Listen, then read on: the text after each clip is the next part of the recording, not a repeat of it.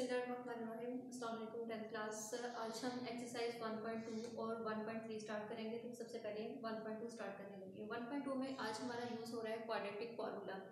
अब क्वाड्रेटिक फार्मूले को बच्चे आपने सिर्फ क्वेश्चंस में यूज़ करना है, ठीक है। इसका आपने डेरिवेशन नहीं करनी, लेकिन अगर हमारे पास due to shortage of time हम डेरिवेशन यहाँ पर नहीं कर सकते। अगर आपने डेरिवेशन करनी है तो आप उसके ऊपर क्वाड्रेटिक फार्मूले पर आप कंप्लीटिंग स्क्वायर का फार्मूला अप्लाई करवाएं। कंप्लीटिंग स्क्वायर का जब फार्मूला लगाएंगे तो आपकी फुल डेरिवेशन हो जाएगी और आपका ये क्वाड्रेटिक फार्मूला प्रूव हो जाएगा, ठीक है। अब हम एक्सरसाइज 1.2 पे चलते हैं। एक्सरसाइज 1.2 में मैंने यहाँ पर सिलेक्ट किया है क्वेश्चन नंबर 1 का पार्ट नंबर 3। अब यहाँ पर पहले से सॉल्व करने की रीज़न ये है कि हमारे पास टाइम शॉर्ट है, जिसकी वजह से हमारा काम जो है वो कवर नहीं हो पाता, इसलिए क्वेश्चन मुझे पहले सॉल्व करना पड़ा। तो इसलिए मैंने क्वेश्चन को ऑलरेडी सॉल्व किया हुआ है। अब मेरे पास एक इसका है पार्ट नंबर 3। पार्ट नंबर 3 में √3 x square plus x equal है 4 √3। इसमें अब देखिए क्वेश्चन आपको गिवन है। अब क्वेश्चन में ये वैल्यूज गिवन है, इसमें आपने करना क्या है। सबसे पहले तो अब देखें कि आपके पास अभी तक ये क्वाड्रेटिक इक्वेशन नहीं बनी। जब तक क्वाड्रेटिक इक्वेशन नहीं फॉर्म होगी तब तक आप क्वाड्रेटिक फार्मूला अप्लाई नहीं करवा सकते। अब क्वाड्रेटिक इक्वेशन कैसे फॉर्म होगी। हमारे पास √3 एक्स स्क्वायर प्लस एक्स जो आपके पास राइट साइड पर वैल्यू पड़ी थी, आपने उसको मूव करवाया to the left equals to 0। अब जब इक्वल टू 0 आ गया square x and constant value, then आपके पास क्वाड्रेटिक इक्वेशन फॉर्म होगी और ये आपके पास है सबसे पहले उसकी standard form. The given equation in standard form आप राइट करेंगे यहाँ पर। अब ये इसकी स्टैंडर्ड फॉर्म हो गई है क्वाड्रेटिक इक्वेशन की। अब यहाँ पर आपने जब क्वाड्रेटिक फार्मूला अप्लाई करवाना है तो आपको पता होना चाहिए क्वाड्रेटिक फार्मूला है क्या। क्वाड्रेटिक फार्मूला हमारे पास है x equal to -b plus minus b square minus 4ac/2a। जो x स्क्वायर के साथ वैल्यू होगी वो हमारे पास होगी a की, और जो x के साथ वैल्यू होगी वो हमारे पास होगी b की, और जो हमारे पास c है वो हमारे पास कोई भी एक कांस्टेंट टर्म होगी। अब यहाँ पर देखिए मेरे पास एक्स स्क्वायर के साथ मल्टीप्लाई हो रहा है ये √3। इट मीन्स कि ये वाली जो वैल्यू है मेरे पास एक्स स्क्वायर के साथ जो मल्टीप्लाई हो रही है ये मेरे पास a की वैल्यू है, तो यहाँ से मैंने लिख दिया a इक्वल्स टू √3। अब जो मेरे पास नेक्स्ट वैल्यू है वो मेरे पास है x की। x के साथ क्या है, x के साथ कोई भी कोएफिशिएंट नहीं है। जिसके साथ कोई भी कोएफिशिएंट नहीं मल्टीप्लाई हो रहा होता है इट मीन्स कि उसके साथ 1 लाजमी होता है। तो इसलिए यहाँ से b की वैल्यू जो आपके पास है वो यहाँ से b की वैल्यू आपके पास 1 आ गई। अब रही हमारे पास ये कांस्टेंट टर्म, तो कांस्टेंट टर्म c है, तो c इक्वल्स टू हमारे पास आ जाएगा -4 √3। a b c तीनों वैल्यूज हमें मिल गई। अब हम यूज करेंगे quadratic formula. By using quadratic formula x equals to -b plus minus b square minus 4ac/2a, putting the values of a b and c। अब हम इस क्वाड्रेटिक फार्मूले में a b और c की वैल्यू पुट करवाएंगे। मैंने b की जगह b की वैल्यू पुट करवाई। ये आपके पास फॉर्मूले का माइनस चला आ रहा है, ये जो नेगेटिव साइन है ये फॉर्मूले का है आपके पास। माइनस b की वैल्यू आपके पास कितनी थी 1, वो आपने पुट करवा दी, प्लस माइनस b स्क्वायर था -4, a की वैल्यू आपके पास क्या थी √3, c की वैल्यू आपके पास थी -4 √3। ये वैल्यू अपनी पूरे के पूरे साइन के साथ यहाँ पर आएगी। हम इसके साइन को जो है वो इग्नोर नहीं कर सकते। ओवर 2a, 2 आपके पास फॉर्मूले का, a की वैल्यू आपके पास थी √3, वो हमने यहाँ पर पुट करवा दी। x equals to -1 solution start किया, प्लस माइनस 1, ये माइनस जब इस माइनस से मल्टीप्लाई होगा माइनस माइनस यहाँ पर आपके पास हो जाएगा प्लस 4 टाइम 16, एक √3 आपके पास ये है, दूसरा √3 ये है। तो मैंने स्टेप को जरा क्लियर किया, यहाँ पर 2 टाइम √3 था तो मैंने इसका स्क्वायर ले लिया, 2 टाइम की आपके पास वैल्यू है। x equals to -1 plus minus 1 plus 16 under ये स्क्वायर के साथ कैंसिल हो गया, ये जो आपके पास अंडर था। अब रिमेनिंग आपके पास रह गया 3। x equals to -1 plus minus 1 plus 16 3 time 48, ये आपके पास 1 प्लस 48 और 1 ऐड किया 49, x equals to -1 plus minus 49/2 √3। Next हम मूव किए यहाँ पर कि x इक्वल्स टू, जब हम 49 का स्क्वायर रूट लेंगे तो 49 का स्क्वायर रूट आपके पास कितना होता है, वो आपके पास होता है 7। तो इसलिए यहाँ से -1 प्लस माइनस √7/2 √3। अब ये आपके पास वैल्यू आ गई। अब नेक्स्ट हम क्या करेंगे, नेक्स्ट हमने किया कि -1, अब देखें ये वैल्यू आपके पास 2 टाइम वन टाइम ये प्लस माइनस है, इट मीन्स कि एक दफ़ा इस वैल्यू को हम पॉजिटिव साइन के साथ सॉल्व करेंगे, नेक्स्ट टाइम हम इसी वैल्यू को नेगेटिव साइन के साथ सॉल्व करेंगे। ये वैल्यूज हम 2 टाइम सॉल्व करेंगे। इधर x equals to -1 plus 7 over 2√3 और -1 -7 ओवर 2√3, मैंने इसकी पॉजिटिव वैल्यू और नेगेटिव वैल्यू को सेपरेट कर लिया। x इक्वल्स टू, आपने इसको सॉल्व किया तो 6 ओवर 2√3, इस वैल्यूज को सॉल्व किया -8 ओवर 2√3। x इक्वल्स टू, अब यहाँ से ये value to 1 time 2 to 3 time 6, यहाँ से हमारे पास हो गया x इक्वल्स टू 3 ओवर √3, और इस वैल्यू को जब हमने सॉल्व किया टू 1 टाइम 2 टू 4 टाइम 8, तो यहाँ से हमारे पास -4 ओवर √3। इस वैल्यू को हम फर्दर सॉल्व कर सकते हैं, क्योंकि हमें अपने क्वेश्चंस में हमारा क्वेश्चन जहाँ तक सॉल्व हो सकता है, जहाँ तक सिंप्लीफाई हो सकता है, हमने वहाँ तक सिंप्लीफाई करते जाना होता है। तो इस क्वेश्चन को फर्दर जो है वो सिंप्लीफाई कर सकते हैं। अब देखें ये 3 है, इसके ऊपर एक्सपोनेंट क्या है, जिसको मैं डिग्री बोलूँ या पार बोलूँ या एक्सपोनेंट बोलूँ, तो क्या है इसके ऊपर, वो हमारे पास जिसके ऊपर कोई पार नहीं होती उसके ऊपर पार होती है हमेशा 1। 3 है, अंडर रूट की वैल्यू क्या होती है 1/2, वो आपके पास है 1/2। अब मैंने इसको सॉल्व करके यहाँ पर बताया है, पार्ट्स को सॉल्व किया हुआ है कि आपके पास ये पार्ट 1 थी प्लस 1/2 था, जब हम इसे ऊपर लेकर गए, अपवर्ड लेकर गए, -1/2 में कन्वर्ट हो गया। 2 LCM to 1 time 2 -1 equals to, देखें ये आपके पास पार कन्वर्ट हो गई पॉजिटिव 1/2 में। इट मीन्स के जब आपके पास सेम बेसिस हो, जब आपके पास बेसिस सेम हो, तो आप इनकी पार्ट्स को सिंप्लीफाई करते हैं, और फिर हमारे पास सिंप्लीफाई करने के बाद x की 2 वैल्यूज आ गई, एक √3 और सेकंड वैल्यू हमारे पास है -4 ओवर √3। नेक्स्ट हम इसको सॉल्यूशन सेट की फॉर्म में राइट करेंगे। सॉल्यूशन सेट की फॉर्म में x आपके पास एक आंसर √3 और सेकंड वैल्यू आपके पास है -4 ओवर √3। अब इस वैल्यू को हम फर्दर सिंप्लीफाई नहीं कर सकते, क्योंकि अगर इसके ऊपर भी आपके पास बेसिस सेम होती तो हम इसको करते। अब बेसिस डिफरेंट है, इसलिए हम इसे जो है वो मजीद सॉल्व नहीं कर सकते। ये बच्चे आपका है 1.2 का पार्ट नंबर 3। उम्मीद करती हूँ आपको समझ आ गया होगा। जी, अब जो इसी एक्सरसाइज का 1.2 एक्सरसाइज का हमारे पास है पार्ट नंबर 9। पार्ट नंबर 9 में वैल्यू आपको गिवन है, आपने क्या करना है, एलसीएम लेने का वे मुझे बहुत अच्छे से पता होगा। आपने एलसीएम लेना है सबसे पहले, तो बाय टेकिंग एलसीएम, आप एलसीएम लेंगे, एलसीएम आपके पास होगा x - b and x - a। Denominator में आपके पास x - b है, तो आप मल्टीप्लाई करवाएंगे a को x - a के साथ, और b को मल्टीप्लाई करवाएंगे आप x - b के साथ इक्वल्स टू 2। a को अंदर मल्टीप्लाई करवाया, ax plus minus minus a square plus bx plus minus minus b square over ये वैल्यू आपके पास। अब आप क्या करेंगे, बाय क्रॉस मल्टीप्लिकेशन, जिसके ऊपर में कुछ नहीं होता उसके ऊपर में 1 होता है, आपने क्रॉस मल्टीप्लाई करवाया। ये जो आपके पास डिनोमिनेटर में जो वैल्यू है ये 2 के साथ मल्टीप्लाई हो जाएगी और बाकी वैल्यू आपके पास एज इट इज आ जाएगी। उसके बाद आपने ये वैल्यू मैंने उसी फॉर्म में लिखी हुई है, मैंने x को x के साथ मल्टीप्लाई करवाया तो मेरे पास x स्क्वायर आ गया, x को मैंने a के साथ मल्टीप्लाई करवाया प्लस माइनस माइनस ax आ गया, और b को मैंने x के साथ मल्टीप्लाई करवाया प्लस माइनस माइनस bx, और जब मैंने माइनस माइनस b को a से मल्टीप्लाई करवाया तो minus minus plus ab। Next आपने यहाँ तक की वैल्यू हमारे पास वैसे ही 2 को अंदर सारी वैल्यूज के साथ जितनी वैल्यूज थी मल्टीप्लाई करवाया। मल्टीप्लाई करवाने के बाद जितनी वैल्यूज आपके पास राइट साइड में पड़ी हुई थी वो आपने मूव करवा ली टू द लेफ्ट। जब आप लेफ्ट साइड में मूव करवाएंगे कोई भी वैल्यू, तो जो पॉजिटिव वैल्यू होगी वो नेगेटिव में चेंज हो जाएगी, जो नेगेटिव होगी वो पॉजिटिव में चेंज हो जाएगी, और यहाँ पर यही काम हुआ है। उसके बाद ax जो सेम वैल्यूज है उनको आप ऐड कर दें, ये 2ax था, ये ax था, ऐड करवाया 3ax plus bx plus 2bx add करवाया प्लस 3bx और माइनस 2x स्क्वायर, क्योंकि x स्क्वायर की कोई वैल्यू नहीं है, और minus a square minus b square equal to आपके पास कोई वैल्यू नहीं रही, इक्वल्स टू 0। मैंने इसको क्वाड्रेटिक इक्वेशन में चेंज करवाने की कोशिश की है, उसी फॉर्म में कन्वर्ट किया है। पहले मैंने स्क्वायर वाली वैल्यू राइट कर ली, ये वाली वैल्यू माइनस 2x स्क्वायर। अब देखिए ये 3ax है, ये bx है, इन दोनों में से कॉमन वैल्यू आपके पास आ रही है वो है x, इनमें से मैंने x कॉमन ले लिया, और नेक्स्ट आपके पास इनमें से मैंने नेगेटिव साइन कॉमन लिया, अंदर वाली वैल्यू आपके पास पॉजिटिव हो जाएगी, a square plus b square equal to 0। अब आप देखें कि अब आपके पास ये standard form of quadratic equation में कन्वर्ट हुई है। जब स्टैंडर्ड फॉर्म में कन्वर्ट हुई है तो फिर हम इसके ऊपर क्वाड्रेटिक फॉर्मूला अप्लाई करवाएंगे, क्योंकि जो x स्क्वायर के साथ जो कोफिशिएंट होगा वो आपके पास a होगा, और जो x के साथ होगा वो आपके पास b होगा, और बाकी आपके पास कांस्टेंट टर्म। ये बच्चे आपके पास क्वाड्रेटिक फार्मूला है। इसी क्वाड्रेटिक फार्मूले में आपने जस्ट अपनी वैल्यूज पुट करवाई है।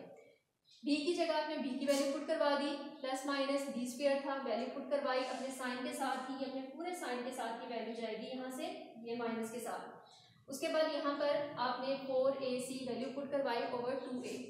अब उसके बाद x इक्वल्स टू ये माइनस, जब इस माइनस से मल्टीप्लाई होगा तो ये आपके पास प्लस हो जाएगा, plus 3a plus 3b plus minus, ये माइनस मैंने सेपरेट कर लिया क्योंकि समटाइम्स कंफ्यूज करता है बच्चों को कि ये मल्टीप्लाई होकर क्या होगा, इसलिए मैंने यहाँ से माइनस को कॉमन ले लिया उसी के स्क्वायर के साथ, 3a plus 3b whole square minus 2 time 8 whole square के साथ वैल्यू आ गई। 3a plus 3b plus minus ये पॉजिटिव हो गया, इवन उसकी पावर है। उसके बाद यहाँ पर हम होल स्क्वायर का फॉर्मूला अप्लाई करवाएंगे। अब होल स्क्वायर का फॉर्मूला आपके पास क्या होता है, जो a प्लस बी का होल स्क्वायर इक्वल है a square plus 2ab plus b square, ये वाला फॉर्मूला आप अप्लाई करवाएंगे अपनी इस वैल्यू को ओपन करवाने के लिए।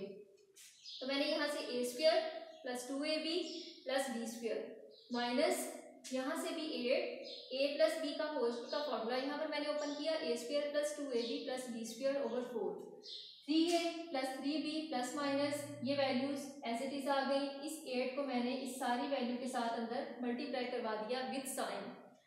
नेक्स्ट आपके पास है 3a plus 3b plus minus इन वैल्यूज को 9a स्क्वायर 8a स्क्वायर आपके पास a स्क्वायर रह गया, 18ab और माइनस 16ab आपके पास रह गया प्लस 2ab, क्योंकि साइन हमेशा ग्रेटर वैल्यू का होता है जब प्लस माइनस में वैल्यू हो, और प्लस 9b स्क्वायर और minus 8b square plus b square. अब आप देखेंगे ये आपके पास सारा फॉर्मूला बन गया a प्लस b का होल स्क्वायर, और मैंने यहाँ पर ये फॉर्मूला यहाँ पर अप्लाई करवा दिया। नेक्स्ट आपके पास है 3a plus 3b plus minus a plus b, क्योंकि ये आपके पास स्क्वायर रूट के साथ स्क्वायर खत्म हो गया, एलिमिनेट हो गया ओवर 4।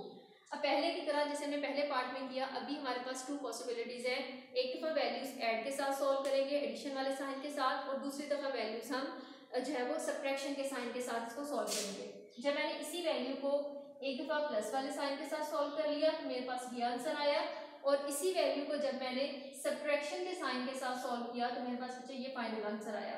फिर इसी आंसर को आपने सॉल्यूशन सेट की फॉर्म में राइट करना है, ठीक है। सॉल्यूशन सेट की फॉर्म में जब आप इसे राइट करेंगे जैसे आपने पहले किया हुआ है, तो आप ऐसे सॉल्यूशन सेट लिखेंगे और कर्ली ब्रैकेट्स में अपने दोनों आंसर्स लिख देंगे, a प्लस बी और a प्लस बी ओवर 2, ये दोनों आप अपने जब आंसर सॉल्यूशन कर्ली ब्रैकेट्स में सॉल्यूशन सेट की फॉर्म में राइट करेंगे, ठीक है। ये आपकी थी एक्सरसाइज के 1.2 के रिमेनिंग पार्ट्स, और बाकी क्वेश्चंस मुझे पार्ट्स आपने खुद करने हैं, इंशाल्लाह आपसे हो जाएंगे सेम एज इट इज है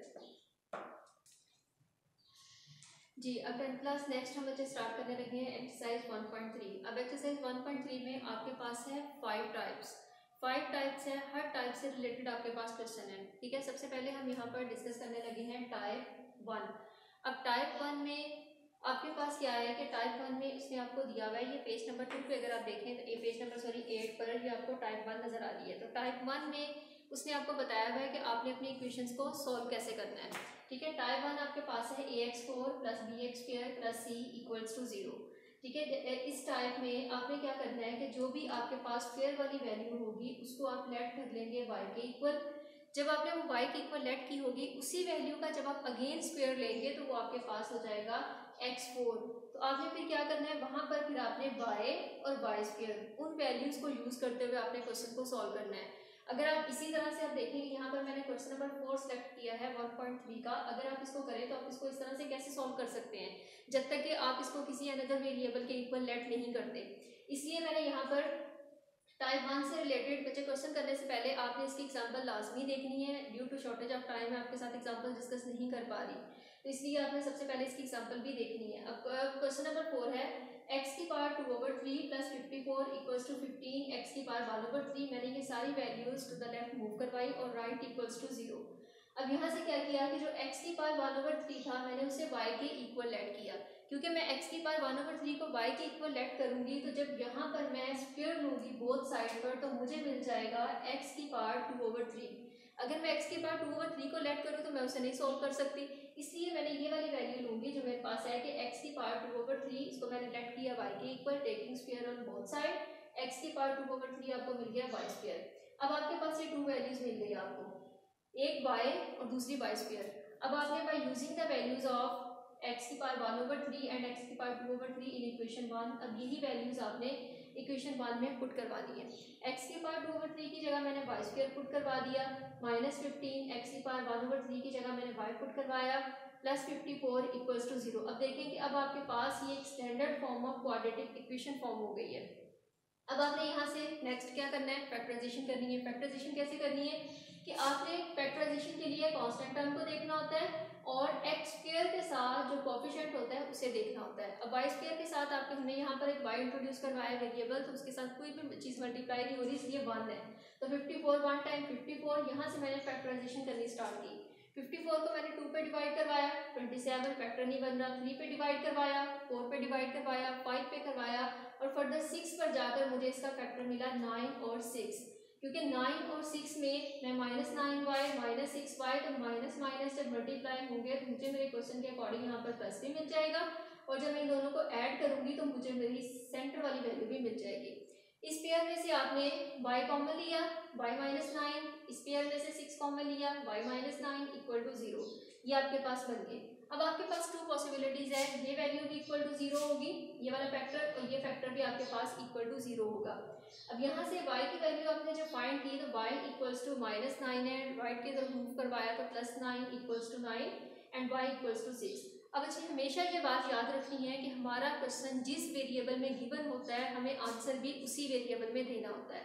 अब जैसे हमने यहाँ पर लेट तो किया था y वेरिएबल में, लेकिन हमारा क्वेश्चन किस वेरिएबल में है, हमारा क्वेश्चन है x वेरिएबल में, इसलिए हमने यहाँ पर अगेन जो y की वैल्यू हमने लेट की थी वो हम पुट करवाएंगे अपना आंसर x वेरिएबल में देने के लिए। इसलिए मैंने यहाँ पर लिखा है by using the values of y की वैल्यू x की power 1/3 equals to 9 and next x की पावर 1/3 इक्वल्स टू 6। अब चूंकि यहाँ पर 1/3 है, क्यूब रूट दिया हुआ है उसने, तो जब क्यूब रूट को खत्म करने के लिए हम क्या करते हैं, क्यूब लेते हैं। जब क्यूब लेते हैं तो क्यूब रूट जो है वो एलिमिनेट हो जाता है, इसलिए मैंने taking cube on both side, जब क्यूब लिया तो ये खत्म हो गया, यहाँ से 9 का क्यूब आ गया 729 और x 1/3 3 से कटिंग हो गया और यहाँ से 6 का क्यूब लिया तो 216, तो यहाँ से आपका फिर ये सोल्यूशन सेट की फॉर्म में इसका फाइनल आंसर आ जाएगा।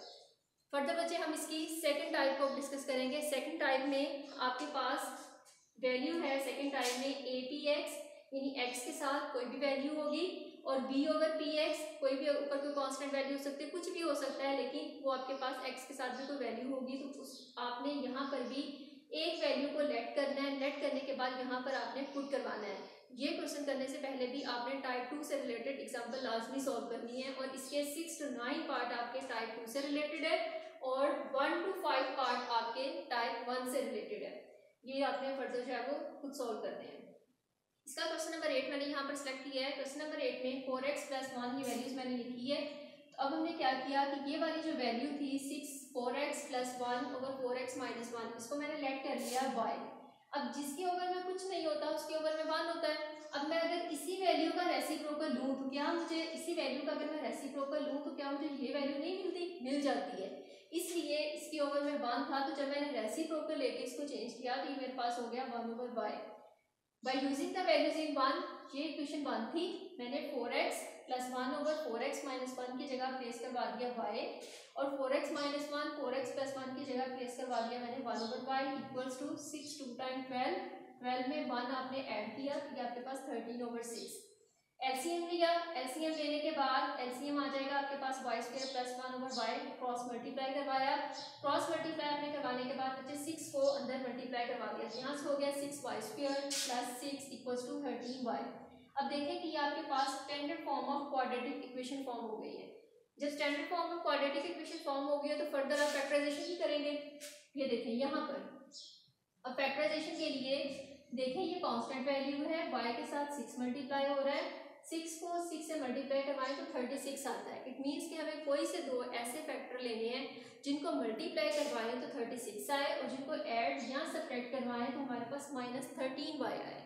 इसलिए यहाँ से 36 के मैंने फैक्टर बनाने शुरू किए, डिवाइड करवाना शुरू किया, मैंने 2 से डिवाइड करवाया, 3 से डिवाइड करवाया और फर्दर 9 पे जाकर मुझे इसका जो है वो फैक्टर मिल गया। 4 पे आप इसको करवा लें, 3 के बाद 4 पे करवा लेंगे, फर्दर 9 पे चले जाएं तो ये मुझे इसका फैक्टर मिल गया 9 और 4। 9 पे मैं यहाँ पर -9 और -4 करूँगी तो मुझे मेरी क्वेश्चन के अकॉर्डिंग यहाँ पर प्लस मिल जाएगा और जब मैं इसको ऐड करूँगी तो मुझे -13y मिल जाएगा और इक्वल टू 0। 3y कॉमन लिया, 2y माइनस 3 माइनस 2 कॉमन लिया, 2y माइनस 3, तो दो फैक्टर हमारे पास बन गए। इनमें भी हमारे पास 2 पॉसिबिलिटीज है, यहाँ ये फैक्टर भी 0 के इक्वल होगा, ये फैक्टर भी 0 के इक्वल होगा। यहाँ से हमने 3y इक्वल्स टू 2, जब भी कोई वैल्यू वेरिएबल से मल्टीप्लाई होती है वो हमेशा दूसरी तरफ जाकर डिवाइड हो जाती है। यहाँ से भी 2y equals to 3, y equals to 3/2। अब हमारा क्वेश्चन था x वेरिएबल में। अगर हमारा क्वेश्चन x वेरिएबल में था तो इट मीन्स कि हमें अपना जो आंसर है वो भी हमें x वेरिएबल में ही देना है। अब x वेरिएबल में आंसर देने के लिए आप क्या करवाएंगे, जो वैल्यू आपने y की लेट की हुई थी वो आप यहाँ पर पुट करवाएंगे। y की वैल्यू आपके पास है 4x minus 1/4x plus 1 equals to 2/3। ये मैं फर्स्ट वैल्यू सॉल्व कर रही हूँ, सेकेंड वैल्यू आप खुद सॉल्व करेंगे। अब यहाँ पर हम क्या करेंगे, क्रॉस मल्टीप्लीकेशन करवाएंगे। 3 को मल्टीप्लाई करवाया 4x माइनस 1 से, 2 को मल्टीप्लाई करवाया 4x प्लस 1 से। सॉरी, y की वैल्यू है 4x प्लस 1 और 4x माइनस 1। ठीक है, ये आपने यहाँ पर मल्टीप्लाई करवाया। 3 4 time 12x, 3 1 time 3 equals to 4 time 8x plus minus minus 2। 12x plus 8x है, मूव करवाया माइनस 8x और यहाँ से माइनस 2 और माइनस 3। 12 में से 8 को सब्ट्रैक्ट करवा दें, 4x equals to minus 5। x की वैल्यू अगर हमें फाइंड करनी हो तो आप क्या करेंगे, x इक्वल्स टू 4 है वो दूसरी तरफ जाकर डिवाइड हो जाएगा। यहाँ से आपको x की वैल्यू फाइंड हो जाएगी, x इक्वल्स टू माइनस 5/4। तो बच्चे ये जो नेक्स्ट वैल्यू है y की पावर 3/2, ये वैल्यू आपने सॉल्व करनी है। इसी तरह से आपने x की वैल्यू पुट करवा के तो ये क्वेश्चन आपने यहाँ से कंप्लीट कर लेना है जी। अब नेक्स्ट बच्चे हमारे पास है टाइप थर्ड। अब थर्ड टाइप हमारे पास क्या है, थर्ड टाइप हमारे पास है रेसिप्रोकल इक्वेशन। रेसिप्रोकल किसे कहते हैं कि जब हम कोई भी वैल्यू उसको उल्ट करते हैं यानी चेंज करते हैं, डिनोमिनेटर को ऊपर नोमिनेटर को नीचे, इस तरह से जब उसका रिवर्स लेते हैं तो हमारे पास होता है रेसिप्रोकल। ओवर वाली वैल्यूज में जो है वो आपके पास वैल्यूज आ रही होती हैं। अब हमारे पास है टाइप थर्ड। अब टाइप थर्ड में उसने कहा है कि when x is replaced by 1/x the values remain unchanged, यानी an equation is said to be reciprocal equation if it remains unchanged when x is replaced by 1/x। यहाँ पे मैंने बताया है इसके डेफिनेशन के अकॉर्डिंग कहता है कि ये मेरे पास है, ये पूरी है रेसिप्रोकल इक्वेशन। ठीक है, ये equation third type of equation है ये वाली। अब कहता है कि आपके पास अगर आप x को रिप्लेस करवा दें 1/x से, तो कहता है इस इक्वेशन पर कोई फर्क नहीं पड़ता। when x is replaced by 1/x then it remains unchanged। अब अनचेंज कैसे है, मैंने यहाँ पर सोल्व करके बताया हुआ थोड़ा सा। मैंने x की जगह पर 1/x यहाँ पर जब रिप्लेस करवा दिया तो 1/x जहाँ पर x था मैंने 1/x से उसको रिप्लेस करवा दिया। अब क्योंकि पार्ट्स थी उसके साथ मैंने वेरिएबल के ऊपर पार उनकी ले गई 4 क्यूब स्क्वायर एंड x। उसके बाद क्या हुआ कि मैंने यहाँ पर अब हमें नजर आ रहा है कि हमें या तो उसकी ग्रेटर पार के साथ x की पार 4 के साथ आप इन सारी वैल्यूज को मल्टीप्लाई करवा दें 1 by 1, या आप एलसीएम ले लें। एलसीएम आ गया x4, डिनोमिनेटर में x4 था इसलिए a किसी से मल्टीप्लाई नहीं होगा, a एज इट इज आ गया। b ओवर डिनोमिनेटर में x³ है इसलिए ये x के साथ जो है वो मल्टीप्लाई होगा, एक x रह गया है क्योंकि हमारे पास एलसीएम x4 है। तो ये bx, इसी तरह से cx² plus bx³ plus ax²। जब मैं इस x4 को 0 से मल्टीप्लाई करवाऊंगी तो x4 0 से मल्टीप्लाई होगा 0 ही हो जाएगा। अब देखिए कि जब मैंने इस x की जगह 1/x रिप्लेस करवाया तो आप देखिए जो मेरे पास equation of the third type थी वही इक्वेशन मेरे पास दोबारा फॉर्म हो गई। इसलिए ये इसकी डेफिनेशन कहती है कि in reciprocal equation an equation remains unchanged when x is replaced by 1/x। उसके कहने का ये मतलब है। अब अच्छे इसी तरह से हमारी आगे है टाइप नंबर 4। टाइप नंबर 4 में अब आपके पास क्या है, एक्सपोनेंशियल इक्वेशन। एक्सपोनेंशियल इक्वेशन किसे अब कैसी होती है, किसे कहते हैं, an equation in which variables occurs in exponent. अब इस टर्म का क्या मतलब है कि वेरिएबल अकर्स इन एक्सपोनेंट। बच्चे इसका हरगिज मतलब ये नहीं है कि वेरिएबल के ऊपर कोई ना कोई पावर होगी, वेरिएबल के ऊपर कोई ना कोई एक्सपोनेंट होगा, इसका ये मतलब हरगिज नहीं है। इसका मतलब ये है कि वो कहता है कि वेरिएबल अकर्स इन एक्सपोनेंट, कि जो एक्सपोनेंशियल फॉर्म होगी, जो एक्सपोनेंट होगा वो आपके पास कोई ना कोई वेरिएबल होगा। जैसे यहाँ पर देखिए मैंने एग्जांपल देके बताया कि 2 की power x equals to y, ये मेरे पास कोई बेस है, इसके ऊपर जो मेरे पास एक्सपोनेंट आ रहा है, जो मेरे पास पावर आ रही है वो मेरे पास है एक वेरिएबल। तो एक्सपोनेंशियल इक्वेशन में आप इसकी एग्जांपल दे सकते हैं साथ in exponential equations variables occurs in exponent, तो वेरिएबल हमेशा एक्सपोनेंट में होगा। अब इसी तरह से आपकी एग्जांपल है, यहाँ पर पेज पर एग्जांपल भी दी हुई है, तो उसमें भी आप इसकी जो है वो यहाँ से एग्जांपल इसकी दे सकते हैं, ठीक है। अब इसी तरह से आपके बच्चे यहाँ से जो है कि इसकी थर्ड टाइप है, फोर्थ टाइप है ये वाली, थर्ड टाइप सॉरी, इसकी थर्ड टाइप से रिलेटेड आपके पास है क्वेश्चन 10 और 11। जो क्वेश्चन नंबर 10 और 11 है ये आपकी थर्ड टाइप से रिलेटेड है।